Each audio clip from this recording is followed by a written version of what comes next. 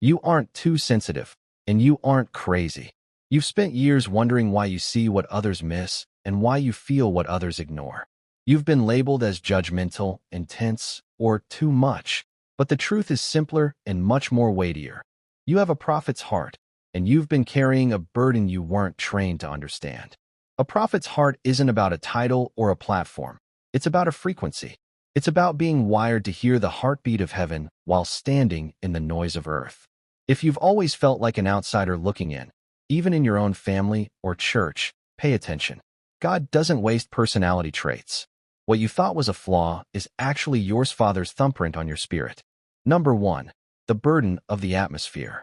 The first sign is that you sense the spirit of a room before you hear the speech of the people in it. You can walk into a building and immediately feel a weight, a darkness, or a peace that has nothing to do with the decor. People think you're being moody, but you're actually being perceptive. You are picking up on spiritual data that others are blind to. It's like being a human Geiger counter. You detect the radiation of gossip, the heat of anger, or the coldness of pride, while everyone else is still focused on the small talk. This isn't for you to be fearful, it's for you to be prayerful. If you feel it, it's because God is trusting you to shift it. Number 2. The allergy to the artificial. You have a literal, physical discomfort with anything fake. If a leader is saying one thing but living another, you feel it in your gut. If a conversation is shallow and performative, you can't wait to leave the room. You don't have a mean spirit. You have a discerning spirit. Proverbs 20 verse 27 says, "The spirit of man is the candle of the Lord." Your candle burns bright when it encounters truth, but it flickers when it encounters a lie. You would rather be alone with the truth than in a crowd with a lie. This makes you difficult to people who live behind masks, because your very presence makes their mask feel heavy. You aren't trying to expose them. Your light just happens to be on. Number 3. The wilderness mandate. The third sign is that you have been through seasons of forced isolation. God has a way of pulling the prophet into the backside of the desert. You've had seasons where your friends disappeared, the doors closed, and it felt like you were being rejected by the world. But look closer. That wasn't rejection, it was consecration. God has to get you away from the opinions of men, so you can become familiar with the voice of God. If you are influenced by the crowd, you can never be a voice to the crowd. If you've been in a lonely season, stop trying to socialize your way out of it. God is trying to get you to lean into the silence, because the very thing that feels like a prison is actually your training ground. Number 4. Seeing the root, not the fruit.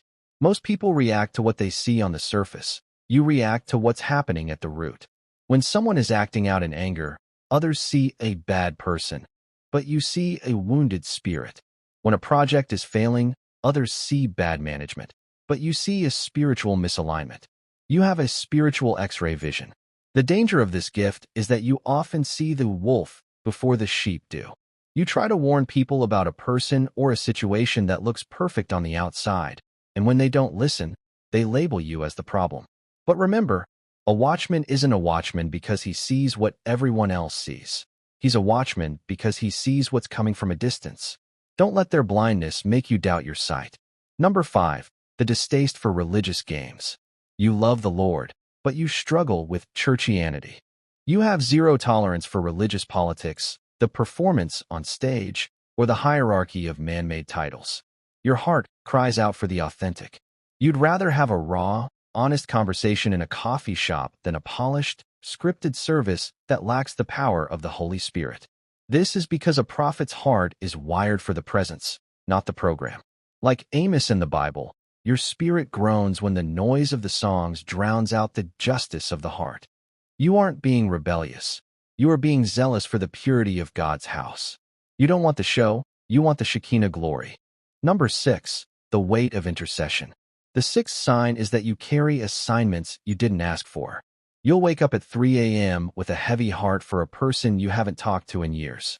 You'll be driving down the street and suddenly feel a burden to pray for your city. This isn't just a random thought, it's a divine prompt. A prophet is a bridge builder between the needs of man and the mercy of God. Sometimes you'll feel a grief that isn't yours or an urgency that doesn't belong to your schedule. That's because God is using your spirit as a vessel for his intercession. Ezekiel 22 verse 30 says God looks for someone to stand in the gap. If you feel the weight, it's because you've been chosen to hold the line.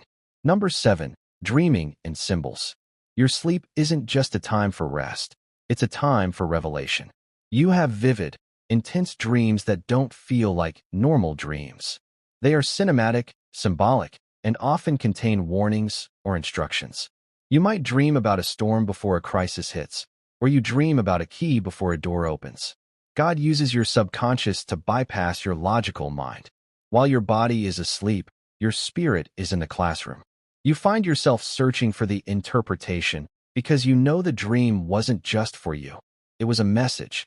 Don't ignore the night visions. They are the blueprints for your day walk. Number 8. The unpopular perspective. You often find yourself standing on the opposite side of the crowd or the trend. When everyone is rushing toward one thing, your spirit feels a check to stay back. When everyone is celebrating a new movement, you're the one asking, but where is God in this? You aren't trying to be contrary or difficult. You simply cannot follow a crowd if the cloud of glory isn't moving in that direction. A prophet's heart is anchored in the eternal, not the trending. Because you see where things are headed, you can't get excited about where they currently are. You're okay with being the lone voice, if it means staying in alignment with the voice. Number 9. Righteous anger for the vulnerable. You have a low tolerance for injustice, specifically when the little people are being exploited. If you see someone being bullied, a widow being cheated, or a child being ignored, something rises up in you that feels like fire. This isn't just a good personality trait. It's the belly of the prophet. You feel God's heart for the broken. Amos 5 verse 24 says, "Let justice roll down like waters." When you see things that are out of order, you don't just feel sad. You feel called. You feel a divine must to speak up, even if it costs you. You are wired to be a mouthpiece for those who have no voice. Number 10. The need for the secret place. The final sign is that you don't just like solitude. You require it to survive. For you, alone time isn't a luxury. It's a necessity for your spiritual sanity. If you go too long without silence, you start to feel static in your spirit. You feel cluttered and noisy inside. This is because your spirit is a sensitive instrument that needs to be retuned in the presence of God. You are like a phone that has to be plugged into the wall to function. The world drains your battery, but the secret place recharges your authority. You find your strength in the still small voice, because that is where the instructions for your next assignment are given. If you recognize these signs in your life, stop apologizing for being different. Stop trying to fit into a box that was never designed to hold your fire. Being a watchman isn't easy. It's a heavy burden, and it can be a lonely road. But God didn't give you a prophet's heart so you could hide it. He gave it to you so you could steward it. He needs eyes that see and ears that hear in this generation. Your weirdness is your weaponness. Your sensitivity is your strength. Stop trying to fix your discernment and start asking God how to use it. You weren't born to blend in. You were born to be a voice. It's time to stop running and start standing.